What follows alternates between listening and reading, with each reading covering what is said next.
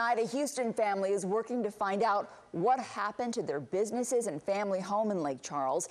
ABC 13's Stephen Romo is catching up with them. And Stephen, what are they telling you about what they know so far?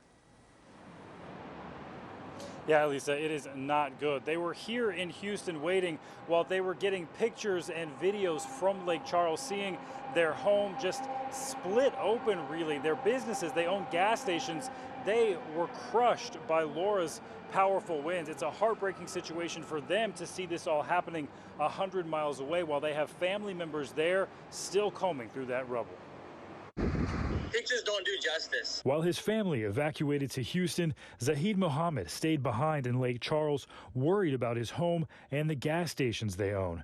When the storm took direct aim at the town, he left at the last minute for Baton Rouge. To be honest, I didn't want to leave, but after seeing this damage, next time they tell me there's a hurricane coming, I don't care if it's category 1, 2, or 3, I'm leaving. The businesses will be closed for quite a while, some of them flooded. One of my truck stops flooded. Hold on, let me turn my camera around and see, look, it's completely submerged in water with the pumps. Others were crushed by Laura's winds, as was Zahid's home.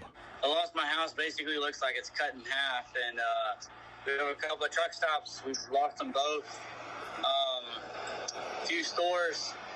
It's devastating, actually. Pumps that are missing, they just are missing. Like 2-ton canopies are just nowhere to be seen. We have a truck stop. We have a 15-ton price sign. It just disappeared.